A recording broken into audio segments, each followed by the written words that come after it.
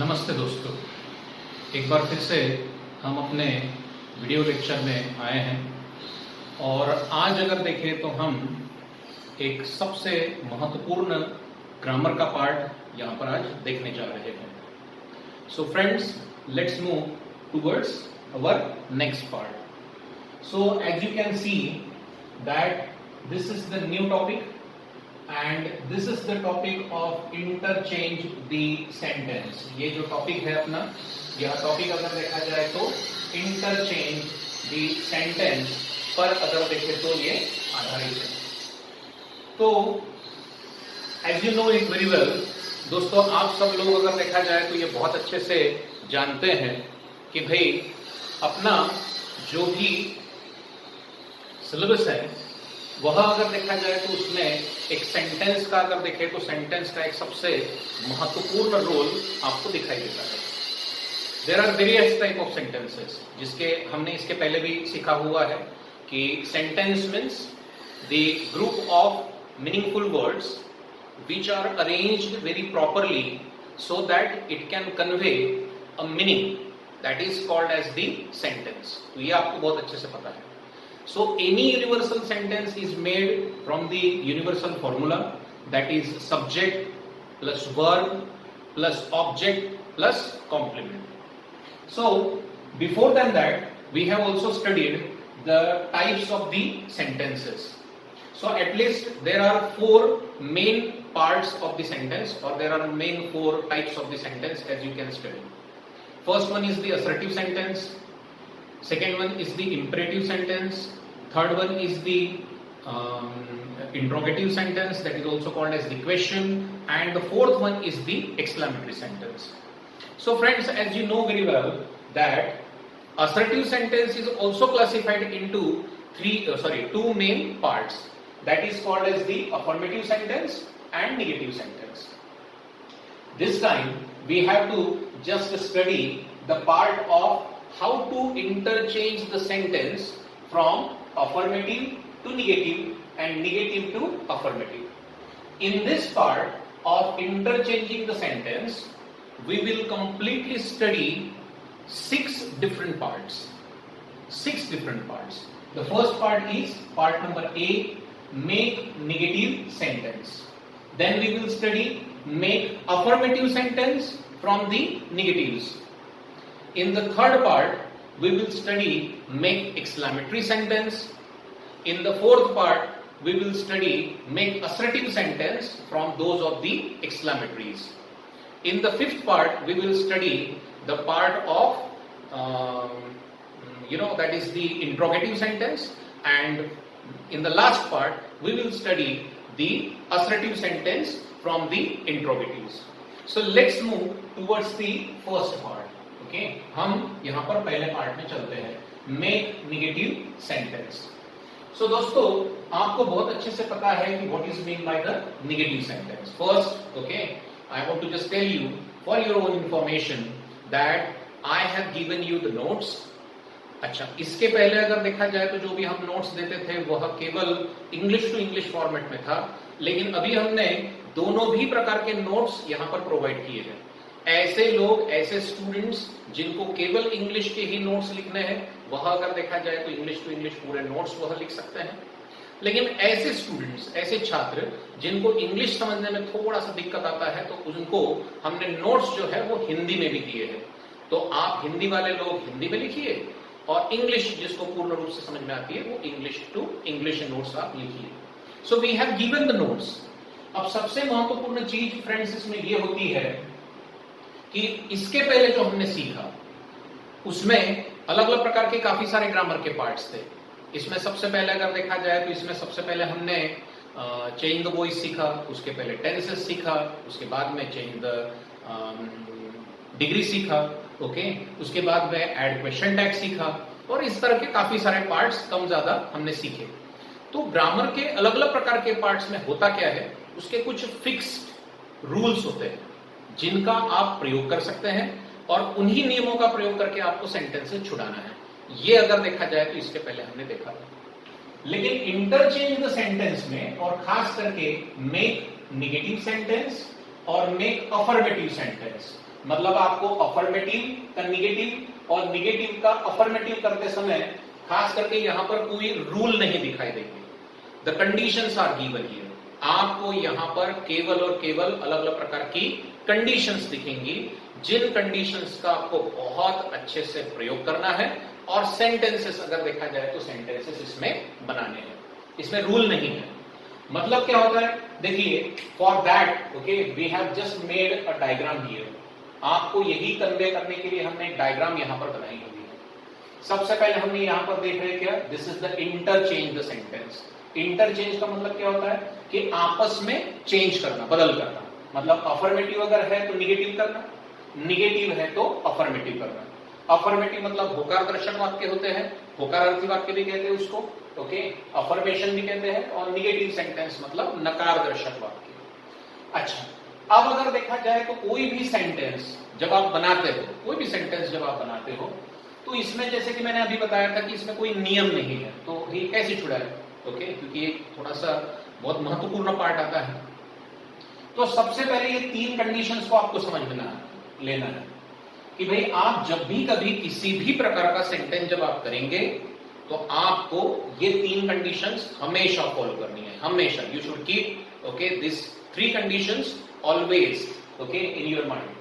So there should not be any other change. कभी भी आप इंटरचेंज द सेंटेंस करते समय जो दिया गया सेंटेंस है और जो बनाया गया सेंटेंस है, ओके मतलब जो आपने आंसर के रूप में लिखा है वह वाला सेंटेंस और जो क्वेश्चन जो सेंटेंस है, इन दोनों सेंटेंस में आपको कभी भी चेंज नहीं होना चाहिए। क्या क्या चेंज नहीं होना चाहिए? सबसे पहले तो मीनिंग ऑफ द सेंटेंस, मतलब आपके दिए गए सेंटेंस का, मतलब जो सेंटेंस आपको दिया गया है वो सेंटेंस का, और जो सेंटेंस आपने बनाया है उस सेंटेंस का मीनिंग कभी भी चेंज नहीं होना चाहिए। दूसरी चीज होती है टेंस, कि दिए गए वाक्य के टेंस को कभी भी न बदले। तीसरी चीज टाइप ऑफ सेंटेंस, अर्थात जो वाक्य जिस प्रकार में है, मतलब असर्टिव सेंटेंस है असर्टिव बनाइए, इंपरेटिव सेंटेंस है इंपरेटिव बनाइए, मतलब जो टाइप है वही आपको यहां पर तैयार करना है। तो ये तीन कंडीशंस आपको हमेशा फॉलो करनी है। अब आपको जब सेंटेंस छुड़ाने हैं तो यहां पर जैसे मैंने अभी एक बार फिर से बताया था, ओके अभी बताया था कि आपको कोई नियम नहीं दिए गए हैं, rules are not given here. तो आपको जो भी सेंटेंस करने हैं वो दो सेंटेंस, मतलब जो भी सेंटेंस आपको करने हैं वो ये दो कंडीशंस पर करने हैं। एक तो आपको सेंटेंस का मीनिंग लगाना आना चाहिए। अब बहुत सारे लोगों को इसका दिक्कत जाता है, ओके अब बहुत सारे लोग जो है वो, बहुत सारे लोगों को तो इंग्लिश, उनका प्रैक्टिकल इंग्लिश की बात हम कर रहे हैं, क्योंकि इंग्लिश में भी दो पार्ट होते हैं। आप ये जानते हैं कि भाई एक थ्योरेटिकल इंग्लिश जिसमें हमारा टेक्स्ट बुक आता है, टेक्सचुअल ग्रामर आता है और राइटिंग स्किल्स आती है, तो ये तो आपका आता है सिलेबस में। और दूसरा जो आता है वो प्रैक्टिकल इंग्लिश, जिसमें हम उसको स्पोकन इंग्लिश कहते हैं।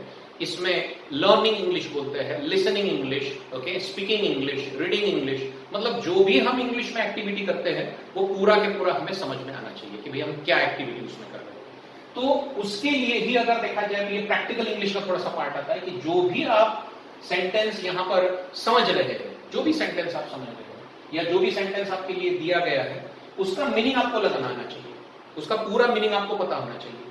दूसरी चीज आपको ये पहचानना आना चाहिए कि भाई उसमें कंडीशन क्या दी है, what condition is given there, और उसी का प्रयोग करके हमें सेंटेंसेस बनाने हैं। अब हमने बहुत सारी कंडीशंस दी है, 10 से 12 अलग अलग प्रकार की कंडीशंस हमने आपको रिटन स्क्रिप्ट में अगर देखा जाए तो दी है, और उम्मीद है कि आपने वे सभी चीजें बहुत अच्छे से पढ़ी होंगी। देखिए अगर आप पढ़ेंगे नहीं तो आपको कोई भी चीज आएगी नहीं, ठीक है। इस साल जो है वो आपको अपने, मतलब आप तो स्टूडेंट तो है लेकिन आपको अपने टीचर खुद को बनना पड़ेगा। We will just support you, we will just help you out in each and every condition, okay. लेकिन आप जब तक खुद को मतलब उसके लिए तैयार नहीं रखेंगे, आप जब तक खुद पढ़ेंगे नहीं, तब तक ये तो चीज भी होने से नहीं रही है। तो you have to take a complete interest in that part, read it out each and everything, try to understand it what is given there and then try to solve all that part। और उसके बाद में भी अगर कोई चीज अगर आपको नहीं आती है, so we are there always for you, we will definitely help you out in each and every situation at all। So let's move, okay, so we have just studied all that part कि कैसे sentences बनाने हैं। अब अपने पास में sentences है, 12 से 13 अलग अलग प्रकार के रूल्स हमने दिए हैं, जस्ट जो भी होंगे 10-12 जो भी होंगे उस तरह के। अब उसमें से जो भी कंडीशन है वो कंडीशन लगाकर हमें सेंटेंसेस बनाने हैं। So make negative sentence. आपको इस तरह का कोई सेंटेंस दिया जाता है, we have taken 6 different sentences from the board exam also. Radha was a tall girl of my class. सबसे पहले आप क्या करिए कि भाई सेंटेंस आप पढ़ लीजिए, उसका मीनिंग लगा लीजिए। Radha was a tall girl of my class, मतलब राधा थी, अ टॉल गर्ल मतलब एक हाइटेड लड़की, ऊंची लड़की, ऑफ माई क्लास मेरे क्लास की, मेरे क्लास की राधा नाम की एक ऐसी लड़की थी जो काफी ऊंची थी, ऐसा। अब बनाना क्या है उसको देख लीजिए, इंस्ट्रक्शंस को देख लीजिए। मेक नेगेटिव सेंटेंस, ऐसा आपको आता है। कभी कभी आपको ये भी आता है कि make negative sentence without changing it's meaning. आपको वाक्य का मीनिंग चेंज न करते हुए वाक्य को बनाना है। दो में से कोई भी इंस्ट्रक्शन आए आपको करना वही करना। Is that clear? ऐसे। अब देखिए, Radha was a tall girl of my class. Radha मेरे क्लास की सबसे ऊंची लड़की थी। अब इसको थोड़ा सा जरा आप हिंदी में या मराठी में बना लीजिए। इसका तो ये तो हो गया अफर्मेटिव, इसका निगेटिव क्या होगा कि राधा अगर देखा जाए तो राधा एक बहुत हाइटेड लड़की थी। मतलब बना लेते हैं हम यहाँ पर, सपोज मान लीजिए कि भाई ये राधा थी, ओके, और यह राधा अगर देखा जाए तो एक बहुत हाइटेड लड़की थी, मतलब टॉल थी। अब टॉल थी मतलब कैसी नहीं थी? टॉल थी मतलब सर वो शॉर्ट नहीं थी, स्मॉल नहीं आएगा ना, देखिए स्मॉल नहीं आएगा, ओके। वो टॉल नहीं थी मतलब कैसी थी? शॉर्ट नहीं थी। तो टॉल के अगेंस्ट में जो वर्ड आता है वह वर्ड अगर देखा जाए तो वह वर्ड आता है आपका कौन सा? शॉर्ट। तो शॉर्ट चाहिए, स्मॉल नहीं होगा। तो हम यहां पर क्या करेंगे? राधा वॉज, आंसर लिखते समय तो राधा वॉज को तो लिख लेंगे। अब निगेटिव बनाना है मतलब जाहिर सी बात है कि अपने को नॉट लगाना है, okay. We have to go with the not, हमने नॉट के साथ में जाना है। हमने अगर देखा जाए तो हमने ये नॉट लगा दिया, ठीक है। नॉट क्यों? क्योंकि निगेटिव बनाना है अर्थ। लेकिन वाक्य का, ओके, देखिए अभी ये जो सेंटेंस है वो अफर्मेटिव है क्योंकि इसमें कोई भी नकारदर्शक वाक्य नहीं, सॉरी नकारदर्शक शब्द नहीं है। अब यहां अगर आप देखेंगे तो हमें निगेटिव बनाना है तो एक नकारदर्शक शब्द हमने यूज कर लिया जो कि नॉट है, वाक्य की कंडीशन पर आता है। ये नॉट शब्द हमने रख दिया। लेकिन अभी अगर अपन ने बाकी का वाक्य जैसे कि वैसे ही रख दिया कि अ tall girl of my class, तो ये सेंटेंस आपका निगेटिव तो बन जाएगा। लेकिन इसमें बताया गया था कि राधा जो है वो एक टॉल लड़की थी, और आप यहां पर लिखेंगे कि राधा एक टॉल लड़की नहीं थी, मतलब वो शॉर्ट थी, ऐसा हो गया, ठीक है। तो वह अगर देखा जाए तो वह एक विचित्र अर्थ हो जाएगा, ठीक है। तो यहां पर हम ये बोल सकते हैं कि भाई राधा जो है वो टॉल लड़की नहीं थी, ऐसा नहीं लिखेंगे। भाई अर्थ वही आना चाहिए, अर्थ जो है वो वही आना चाहिए, लेकिन सेंटेंस निगेटिव होना चाहिए। और इसीलिए हमने देखिए निगेटिव के लिए नॉट तो हमने अप्लाई किया, लेकिन आपको वाक्य में ये देखना पड़ता है, आपको ये वाक्य में देखना पड़ता है कि क्या यहां पर कोई एक आधा ऐसा वर्ड है जिसका हम अपोजिट कर सकते हैं ताकि हमारा मीनिंग चेंज बिल्कुल भी न हो। तो वो वर्ड है आपका टॉल, बिल्कुल सही है। ये टॉल अगर हमने निकाला और इसके जगह पर अगर देखा जाए तो अगर हमने शॉर्ट अगर रखा तो हमारा काम जम सकता है, बन सकता है। कि देखिए हमने शॉर्ट रखा तो राधा वॉज नॉट, शॉर्ट के पहले अ था यहां पर तो अ भी लिखना पड़ेगा, a short girl of my class. अब देखिए हमने निगेटिव सेंटेंस बना लिया। निगेटिव क्यों? क्योंकि नॉट आ गया। और वाक्य का जो मीनिंग है वो मीनिंग देखिए तीनों कंडीशन फॉलो होनी चाहिए, ओके। मीनिंग जो है वही हमने रखा कि राधा जो है वो एक शॉर्ट लड़की नहीं है, मतलब टॉल है, मीनिंग वही है। देखिए फर्स्ट कंडीशन अप्लाई, टेंस भी वही है, यहां पर वॉज था मतलब पास्ट टेंस था, तो यहां पर भी हमने वॉज मतलब पास्ट टेंस का प्रयोग किया है। और ये सेंटेंस सब्जेक्ट से शुरू होकर असर्टिव था, ये भी हमने सब्जेक्ट से शुरू होकर, ओके, लास्ट में फुल स्टॉप दिया, मतलब टाइप ऑफ सेंटेंस भी वही है और वाक्य का मीनिंग भी बराबर हो रहा है। इसका मतलब ये है कि भाई आपका जो सेंटेंस है वो सेंटेंस अगर देखा जाए तो आपका पूरा ठीक हो गया है, ओके, बराबर हो चुका है। चलिए now let's move towards the next. अब फ्रेंड्स होता क्या है, बहुत बार निगेटिव सेंटेंस मतलब इंटरचेंज सेंटेंस जो हम करते हैं, इसमें बहुत बार अगर देखा जाए तो बहुत बार जो सेंटेंसेस होते हैं वो आपको ऐसे दिखते हैं मानो कि बहुत कठिन है, लेकिन वैसा होता नहीं है। और बहुत बार आपको सेंटेंसेस ऐसे दिखते हैं कि ऐसा लगता है कि वो बहुत आसान है, लेकिन वैसा भी होता नहीं है। तो आपको भाई अपनी सद विवेक बुद्धि, अपना प्रेजेंस ऑफ माइंड, अपना नॉलेज, ओके, आपके वाक्य की कंडीशन और उसका मीनिंग ख्याल में रख के कोई भी सेंटेंस यहां पर बनाना है, ओके, हमेशा। अब देखिए यहां पर वो वैसे ही वाक्य है, you failed to handle the situation there, और आपको बताया गया है मेक निगेटिव सेंटेंस। अब यहां पर आप बहुत अच्छे से अगर देखेंगे तो यहां पर देखिए, यहां पर दिया है यू फेल्ड टू हैंडल, मतलब आप हैंडल करने में, ओके, असमर्थ थे, फेल हो गए थे। द सिचुएशन देयर, वहां की परिस्थिति, वहां की जो परिस्थिति है वह हैंडल करने में आप अपयशी हो गए थे। अब वाक्य में आप बराबर अगर देखेंगे तो देखिए वाक्य में फेल्ड टू दिया है। अब आप कभी भी ख्याल में रखिए कि अगर वाक्य में फेल्ड टू, फेल्स टू या फेल्ड टू, ईडी वाला, ये देखिए ईडी लगा हुआ, फेल्ड टू, अगर ये दिया गया है और अगर आपको निगेटिव सेंटेंस बनाने के लिए बोला गया है तो आपको ज्यादा परेशान होने की जरूरत नहीं है। ज्यादातर सेंटेंस में हम क्या करते हैं, ये सेंटेंस बनाना बहुत आसान है भाई, आप ये फेल्ड टू निकाल लीजिए, फेल्ड था, ईडी था, मतलब पास्ट टेंस वाला वाक्य था, तो आपको इसको निगेटिव करते समय कुछ भी नहीं, यह फेल्ड था, ईडी था यहां पर लगा हुआ, इसीलिए हमने यहां पर डीड लिया, डीड को लगा दिया नॉट, ठीक है, और फेल टू निकालना है, केवल फेल नहीं निकालना है, फेल टू को निकालना है, और बाकी का जितना भी बचा वाक्य है वैसे ऐसे के वैसे आप लिख लेंगे। Handle the situation, situation there, इस तरह से वाक्य होगा। देखिए वहां पर आप परिस्थिति को हैंडल करने में फेल हो गए, मतलब ही आप वहां की परिस्थिति हैंडल नहीं कर पाए। देखिए डिड नॉट हैंडल, फिर से वही है, मीनिंग चेंज नहीं हुआ है, टेंस भी हमारा वही है। देखिए सिंपल पास्ट टेंस था, फेल्ड था, सिंपल पास्ट टेंस का हमने हेल्पिंग वर्ब लिया, उसको नॉट लगा दिया। और फिर अगर देखा जाए तो टाइप ऑफ सेंटेंस, यहां पर भी यू से शुरुआत होकर सब्जेक्ट था, यहां पर भी सब्जेक्ट था, और यहां पर फुल स्टॉप, मतलब असर्टिव सेंटेंस ही हमने रखा। So that is the most important thing. You should always keep in your mind and you should do the sentence. Now let's move towards the third sentence. See, trees are so important as this life system. अब क्या बताया गया है आपको? आप अगर बराबर देखेंगे तो आपको बताया जाएगा कि मेक निगेटिव सेंटेंस, लेकिन आप इस वाक्य में बराबर अगर देखेंगे तो आपको ये दिखाई दे रहा है कि देखिए वाक्य में एज जैसा सेंटेंस दिया है। अभी एज के जगह पर यहां पर सो है, आई नो दैट, लेकिन देखिए मैंने जानबूझकर ये पढ़ा कि एज, अब यहां पर सो के जगह पर एज ही था, लेकिन उन्होंने क्या किया, आपको कंफ्यूज करने के लिए सो दे दिया। तो ये सो एज हो या एज हो, this is the sentence of the change the degree. इसके पहले हम चेंज द डिग्री बहुत बढ़िया तरीके से सीख चुके हैं, 3 पार्ट में सिर्फ चेंज द डिग्री सीखी, पूरी डिटेल में अगर देखा जाए तो हमने उसका पूरा पार्ट किया, अध्ययन किया। Now it's the sentence of the change the degree, लेकिन चेंज द डिग्री के अंतर्गत यह अगर देखा जाए तो एज या सो एज वाली तुलना है, तो इससे हम अगर देखा जाए तो कहते हैं क्या, पॉजिटिव डिग्री।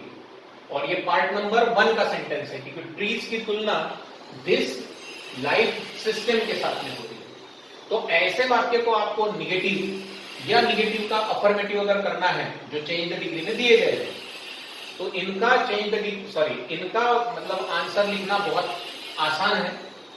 आप इन सेंटेंसेस को केवल दूसरे डिग्री में कन्वर्ट जैसे ही कर लेंगे, दूसरे डिग्री में जैसे ही आप कन्वर्ट कर लेंगे, वैसे ही ये सेंटेंस ऑटोमेटिक निगेटिव हो जाएगा, या निगेटिव है तो ऑटोमेटिक अफर्मेटिव हो जाएगा, जो हम अगले पड़ाव में सीखेंगे। तो फिलहाल में यहां पर हम देखिए, ये हुआ आपका सब्जेक्ट, ये हुआ वर्ब, चेंज द डिग्री करते हैं तो ये सो और एज के बीच में होता है आपका एडजेक्टिव, और दिस लाइफ सिस्टम ये है आपका ऑब्जेक्ट। बस आप अभी ये पॉजिटिव का वाक्य था, इसको आप कंपैरेटिव में कर लीजिए। इसके पहले आपने सीखा है, ये कोई नई बात नहीं बता रहे हैं, ये ऑलरेडी आपने सीखा है, तो वही कंपैरेटिव डिग्री करवा लेते हैं। तो कंपैरेटिव डिग्री में हम क्या करते हैं कि ऑब्जेक्ट को सबसे पहले सब्जेक्ट बनाते हैं, तो हम यहां पर बनाएंगे दिस लाइफ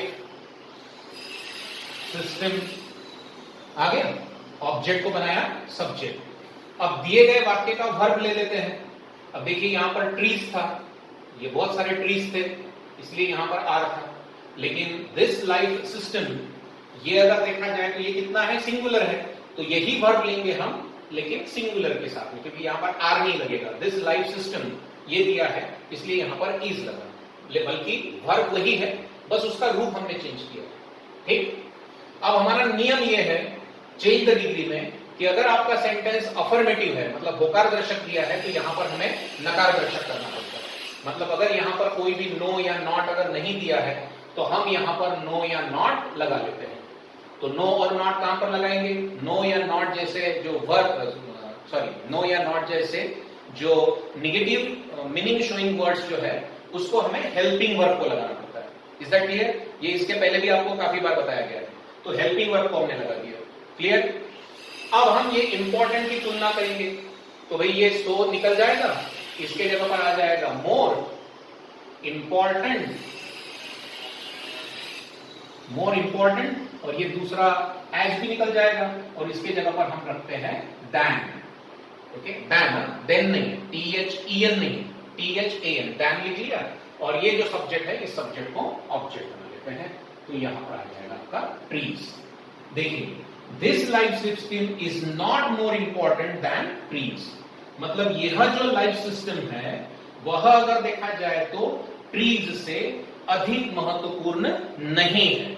मतलब ट्रीज अगर देखा जाए तो उतने ही महत्वपूर्ण है जितने की ये लाइफ सिस्टम है। देखिए फिर से एक बार, मीनिंग वैसा ही सेम है, टेंस भी हमारा वही है, यहां पर आर था मतलब प्रेजेंट का वाक्य था, यहां पर भी हमने टू बी वर्ब ले लिया है आर। ओके, यहां पर आर की जगह पर हमने इज लिया क्योंकि सिस्टम था, और उसके बाद में टेंस तो सेम है और टाइप ऑफ सेंटेंस भी सेम है। यहां पर भी देखो असर्टिव सेंटेंस था, ये भी हमने असर्टिव सेंटेंस ही किया, this is the subject, that's it. So you should know how to convert the sentence from one part to another. Now let's move towards the fourth sentence. देखिए, this is the sentence asked in 2013, March 2013. Okay, the same sentence was asked in board examination in 2013. Okay, so see, this is very short but it is very important and very easy sentence. I remember, मुझे पता है, an anecdote, वह anecdote मुझे बहुत अच्छे से पता है, ऐसे ये बोलने वाला बोल रहा है। अब सबसे महत्वपूर्ण चीज, मुझे वो पता है, मतलब इसका क्या मतलब होगा, मुझे वो पता है मतलब मैं उस चीज को भूला नहीं हूं। okay? मुझे वो पता है, देखिए आई रिमेंबर का ही आपको निगेटिव करना है, बाकी एन एनेक्डोट जैसे के वैसे ही रखना है। मुझे वो पता है मतलब मैं वो नहीं भूला हूं, तो होगा क्या यहां पर, आई रिमेंबर का अगर देखा जाए तो यहां पर होगा आई, फिर यहां पर नॉट लेना है, लेकिन नॉट हम ऐसा कहीं पर भी नहीं लगा सकते, नॉट तो हमें हेल्पिंग वर्ब को ही लगाना पड़ेगा, लेकिन दिए गए सेंटेंस में हेल्पिंग वर्ब दिया नहीं गया है, तो फिर टेंस देखेंगे। देखिए टेंस कैसा देखेंगे, यहां पर अगर देखा जाए तो ये है मेन वर्ब का फर्स्ट फॉर्म, V1 जिसको हम कहते हैं। तो मेन वर्ब का फर्स्ट फॉर्म बोले तो सिंपल प्रेजेंट टेंस, तो सिंपल प्रेजेंट टेंस का हेल्पिंग वर्ब आ जाएगा डू। क्यों लिया हमने डू, क्योंकि हमें अगर देखा जाए तो हमें यहां पर लगाना है नॉट, इसीलिए हमें हेल्पिंग वर्ब चाहिए था, इसीलिए हमने लिया। टेंस देखा, सिंपल प्रेजेंट टेंस निकला, सिंपल प्रेजेंट टेंस के दो हेल्पिंग वर्ब होते हैं, डू या डज, लेकिन यहां पर रिमेंबर को एस वगैरह नहीं लगा, ओके, इसीलिए हमने यहां पर डू लिया। अगर रिमेंबर को एस लगता तो यहां पर हम डज लेते, तो हमने डू नॉट लिया। डू इसलिए लिया क्योंकि हमको नॉट लगाना था। और अब रिमेंबर के अगेंस्ट में, मतलब अपोजिट वर्ड, उसका एंटोनिम्स हमें लेना है, तो रिमेंबर के अगेंस्ट में क्या आएगा, फॉरगेट। रिमेंबर मतलब याद रखना, फॉरगेट मतलब भूल जाना। I do not forget N anecdote, DOT, this is what I do not forget, मतलब मैं कभी भी नहीं भूला हूं। ओके, मैं कभी भी नहीं भूला हूं मतलब मैंने हमेशा ख्याल में रखा। देखिए मीनिंग चेंज नहीं हुआ, टेंस भी अगर देखा जाए तो आपका चेंज नहीं हुआ, और टाइप ऑफ सेंटेंस भी जैसे कि वैसा ही है। And that is how we can just convert the sentence from affirmative to negative and vice versa. Vice versa मतलब क्या, okay, affirmative का negative और negative का affirmative, okay, that is called as the vice versa. तो अब अगर देखा जाए तो फिफ्थ सेंटेंस में चलते हैं। देखिए अब ये सेंटेंस देखो कितना आसान दिख रहा है, लेकिन ये थोड़ा मुश्किल वाला सेंटेंस है। देखिए, she was the first lady, वह सबसे पहली लेडी डॉक्टर थी। लेडी डॉक्टर थी मतलब वुमेन डॉक्टर थी, फीमेल डॉक्टर थी, ऑफ अवर टाउन, हमारे शहर की। अब देखिए बोलने वाला क्या बोल रहा है कि वह अगर देखा जाए तो वह हमारे शहर की सबसे पहली स्त्री डॉक्टर थी। आप देखो, आप सोचते कैसे थे एग्जाम के समय पर, आप ये सोचेंगे कि भाई यहां पर फर्स्ट का, यहां पर तो वॉज को नॉट लगा देंगे, पर वो चैलेंज नहीं है कि she was not okay, the first का क्या कर देंगे आप, सेकेंड कर देंगे। She was not the second lady doctor of our town, बिल्कुल करेंगे ही आप ऐसे। अब मुझे बताइए कि अगर she was not the second doctor of our town, ऐसे अगर आपने कर लिया तो इसका मतलब ये होगा क्या कि वो पहली थी। भाई इसका मतलब तो ये भी हो सकता है कि वो तीसरी थी, तीसरी नहीं थी, ओके, या और दूसरी नहीं थी। लेकिन इससे कहीं ये सिद्ध नहीं होता है कि वो पहली ही अगर देखें तो महिला डॉक्टर थी, ये सिद्ध होना चाहिए। अब इसके लिए देखिए थोड़ा सा दिमाग को अपने को कैसे लगाना है।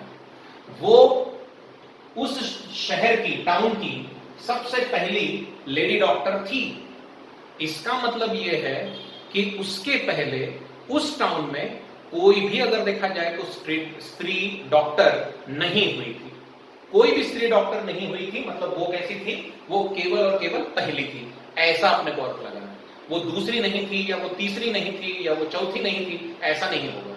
तो इस बात को आपको बहुत अच्छे से समझना है कि भाई उसके पहले शहर में, टाउन में कोई भी स्त्री डॉक्टर नहीं थी, मतलब वो पहली ही स्त्री डॉक्टर थी, ऐसा उसका मीनिंग होगा। अब यहां पर थोड़ा सा जरा चेंज होगा, तो क्या होगा,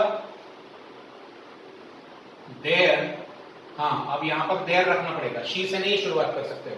ये देखिए, ये कंडीशन के अनुसार हम चेंज कर रहे हैं। यहां पर जो हमने बताया था ना कि according to condition you have to change it, तो ये कंडीशनल सेंटेंस है, ये कंडीशन के अनुसार कर रहे हैं। तो क्या करेंगे, there was no any lady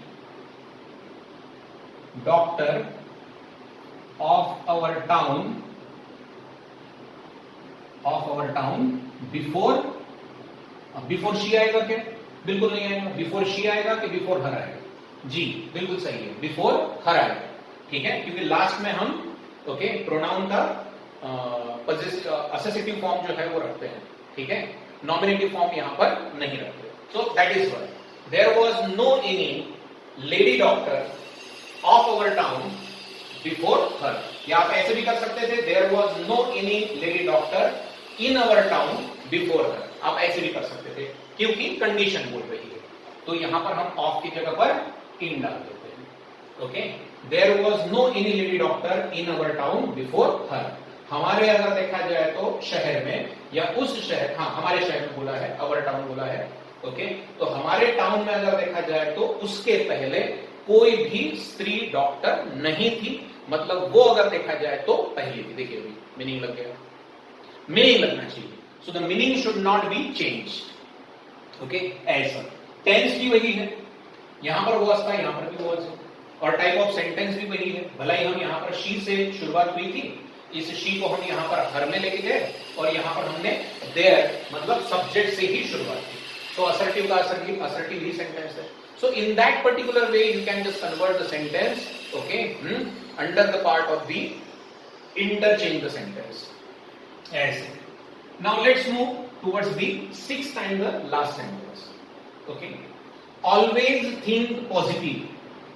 अब ये देखिए, always हमेशा, think मतलब विचार करिए, positive मतलब सकारात्मक, हमेशा सकारात्मक विचार करिए, कभी भी आपको नकारात्मक विचार नहीं करना है। ये एग्जाम के लिए तो है ही, उससे ज्यादा आपके जीवन के लिए महत्वपूर्ण सेंटेंस है कि हमेशा पॉजिटिव रहिए, हमेशा पॉजिटिव सोचिए, हमेशा पॉजिटिवली वर्क करिए, ऑटोमेटिक आपको रिजल्ट मिलने शुरू हो जाते हैं। तो ये एक इंपरेटिव सेंटेंस है। भले ये वाक्य ऑलवेज से भले ही शुरू हो रहा है, लेकिन वैसे उसकी शुरुआत अगर देखा जाए तो ऑलवेज मतलब ये केवल एक एडजेक्टिव के रूप में आया है, sorry this is the adverb के रूप में आया है, केवल वो हमेशा इस अर्थ को शो कर रहा है, लेकिन वैसे इस वाक्य की शुरुआत हो रही है मेन वर्ब के फर्स्ट फॉर्म से। अब ऐसा सेंटेंस जो मेन वर्ब के फर्स्ट फॉर्म से शुरू होता है, the sentence is called as the imperative sentence. तो अभी ये असर्टिव सेंटेंस नहीं है, ये इंपरेटिव सेंटेंस है। तो हमें इंपरेटिव सेंटेंस के नियम लगाने हैं और सेंटेंस बनाना है।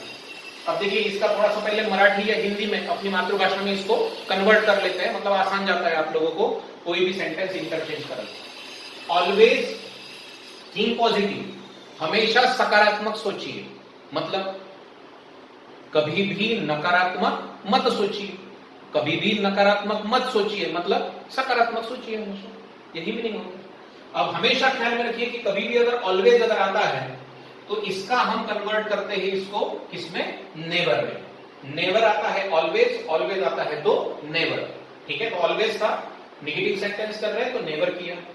और थिंक का अगर देखा जाए तो हमें क्या करना पड़ेगा, थिंक का थिंक ही करना पड़ेगा। नेवर थिंक, और ये पॉजिटिव का अपोजिट मीनिंग कर लेते हैं तो निगेटिव, ओके।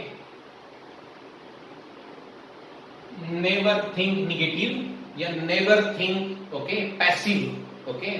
तो ये भी हो सकता है, लेकिन पैसिव से अच्छा निगेटिव लगता है। सो नेवर थिंक निगेटिव, कभी भी नकारात्मक मत सोचिए, कभी भी नकारात्मक मत सोचिए, मतलब हमेशा होकारात्मक सोचिए, सकारात्मक सोचिए।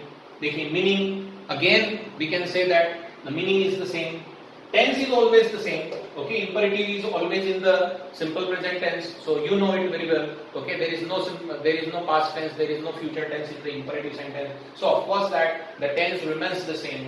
And the next part is the type of sentence. This is the imperative, this is the imperative, this is also the imperative. So okay, we fulfill all the three conditions in all the sentences. So dear students, okay, in the same way you can just convert any other sentence from affirmative to negative, okay, negative to affirmative. There are number of different kinds of conditions, okay. We have just taken here 6 sentences. There are number of sentences are given for your exercises. Try to solve it out. आप उसको छुड़ाने का बहुत बढ़िया तरीके से प्रयास करिए। आंसर जब लिखेंगे तो पहले पेंसिल का प्रयोग करिए ताकि हमें उसको इरेज करने में आसानी जाए, और फिर उसको श्योर कर लीजिए कि भाई वही आंसर है या नहीं। और खास करके आप जो क्वेश्चंस छुड़ा रहे हैं, जो एक्सरसाइजेज छुड़ा रहे हैं, तो वो आप मेरे व्हाट्सएप नंबर पर पर्सनल, ग्रुप में अगर डालने से थोड़ा सा आपको हिचकिचाहट होती है तो आप मेरे पर्सनल नंबर पर ओके जो है वो पर्सनली आप डालिए, ग्रुप में मत डालिए, मुझे डालिए, लेकिन आप उसको कंफर्म करिए कि भाई जो भी पार्ट हमारे हो चुके हैं वो हमने छुड़ाए हैं तो उसके आंसर सही है कि नहीं है। इसमें हमारी जो सोच होती है बहुत बार वही हमें ये बताती है कि भाई हमें एक मतलब हमने जो किया हुआ काम है वो सही था या उसमें कोई प्रॉब्लम है। तो फिर हमारी सोच हमें ये बताती है कि हाँ भाई मुझे ऐसा सोचना था, मैंने ये सोचा, तो सोच में कभी कभी गलती होती है। So you have to just follow all this things and work it very well with the part of the interchange the sentence. Next video में हम इसका वाइस वर्सा करेंगे, in the sense now we have made the negative sentence, next time we will make